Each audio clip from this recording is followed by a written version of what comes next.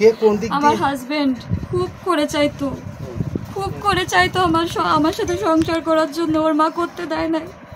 আমি ওর মায়ের হাতে পায়েও পড়ছি যে আমাদের অন্তত এবার একটু স্পেস দেন। সে দেয় নাই। সে বলে আমি মানুষ করেছি আমার ছেলেকে, সেই 34 বছর বয়সী একটা ছেলেকে বাচ্চা ছেলের মতো সে 2.5 বছর ধরে সে ট্রিট করতেছে।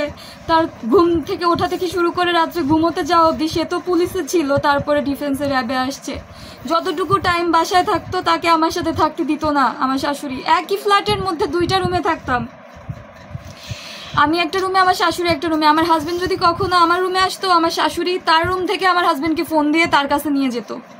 আমার কাছে সে স্টেই করতে দিত না। জাস্ট রাত্রে ঘুমানোর সময়ও ইভেন সে এসে বারবার নক করতো, বারবার আমাদের দরজার সামনে দিয়ে ঘোরাফেরা করতো। আমার হাজবেন্ডকে সে বলতো দরজায় লাগানোর কোনো দরকার নাই, তুই ঘুমাচ্ছিস ঘুমা, দরজা দিবি কেন। সে আমাদের ঘরের সামনে এসে আমরা কি কথা বলতেছি মাঝরাতে, দিনের বেলা তো স্পেস পেতামই না, মাঝরাতেও সে আমাদের থাকতে দেয় নাই একসাথে। আমার হাজবেন্ড সময় পায় নাই। সে খুব ভালোবাসতো, খুব চাইতো আমার সাথে সংসার করতে। আমিও চাইতাম। আমি আমার শাশুড়ির মাকে বলছিলাম, আমার হাজবেন্ডকেও বলছিলাম যে 2টা বছর তো হলো, এবার অন্তত মুখ খুলো। ও মুখ খুললো না। ও বলে আমি আমার মায়ের উপর কিচ্ছু বলতে পারবো না, কিচ্ছু না। মাকে আমি কি বলবো, তুমি সহ্য করো, আর না হলে আমি কি করবো আমি জানি না। আমাকে সে শুধু বলতো যে তুমি একটু সহ্য করো। বাট প্রত্যেকটা সেকেন্ডে সহ্য করতে করতে 2.5 বছর পরে আমার ধৈর্য ছিল না। আমি বলছি ঠিক আছে তুমি এবার যা সিদ্ধান্ত নিবা নাও, আমার কিছু বলার নাই। পরে আমি যখন দেখলো তার মায়ের অত্যাচারে আমি মরেই যাচ্ছি, তখন সে আর সেই অত্যাচার সহ্য করতে পারলো না। তার মায়ের উপর অভিমান, আমার উপর অভিমান থেকে তোমাকে তোর মা গায়ে হাত দিত? মা প্রায় মারধর করতো, ও সেটা ঠেকাতো না। আমার উপরে ওর কোনো অভিমান ছিল না। আমাকে ও প্রত্যেকটা মেসেজ দিয়ে গেছে। আমাকে যে ও টেক্সট করতো হোয়াটসঅ্যাপে, সেই টেক্সটগুলো তো এখনও আছে। সেই টেক্সটের মাধ্যমেও সবাই বুঝতে পারবে যে আমার প্রতি ওর কোনো রাগ ছিল না, কোনো অভিমান ছিল না। ও শুধু বলতো ওর মাকে কিছু বলতে পারবে না, ওর মাকে ও কিচ্ছু বলতে পারবে না। ওর মায়ের অভিমান, ওর মায়ের উপর থেকে মানে ওর মায়ের উপরও এত অভিমান ছিল, এত কষ্ট ছিল যে ওর মা ওকে বুঝলো না।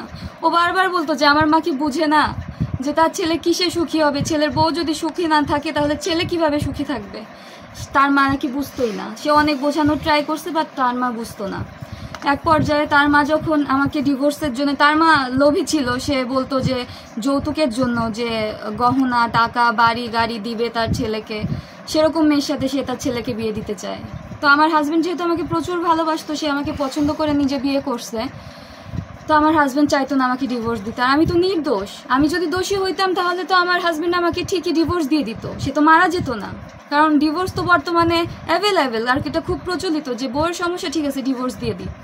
আর তার তো এটার ক্যাপাবিলিটি ছিলই। সে আমাকে ছাড়তে চায় নাই, কারণ সে আমাকে বারবার বলতো তোমার কোনো দোষ নাই, তোমারে ছাইড়ে দিলে তো তোমার জীবনটা শেষ। তো না পাইরা ও নিজেই চলে গেল, আমাকে একবার বলেও গেল না।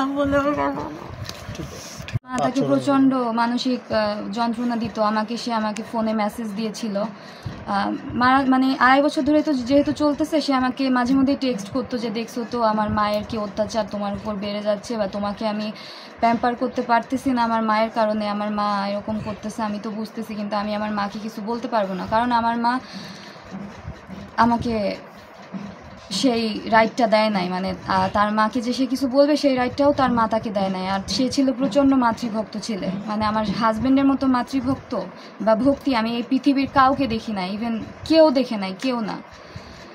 তো সে তার মাকেও কিছু বলতে পারতেছিল না। তার মা যেহেতু আমাকে ডিভোর্সের জন্য চাপ দিচ্ছিল, তো সে এটাও চাচ্ছিল না, কারণ সে আমাকে প্রচণ্ড ভালোবাসতো। আর সে আমাকে ডিভোর্স দিবে, আমি তো নির্দোষ, সে জানতো যে আমার ওয়াইফ নির্দোষ, ওর কোনো দোষ নাই। তো একটা নির্দোষ মেয়েকে সে ডিভোর্স না দিয়ে, আর সে দেখলো যখন যে আমি সুইসাইডাল হয়ে গেছি অলরেডি, তো সে দেখতেছে যে আমার মা ওকে বাঁচতে দিবে না, তো এই অত্যাচার, এই মানসিক যন্ত্রণা একটার পর একটা প্রত্যেকটা সেকেন্ডে ওকে এত যন্ত্রণা দেওয়া হয়েছে, ও নিজেকে শেষ করে দিল। আর ও স্মৃতিস্বরূপ আমাকে ওর বিয়েতে আমাকে বিয়েতে যে গহনাগুলো দিয়েছিল সেটুকু দিয়েছে।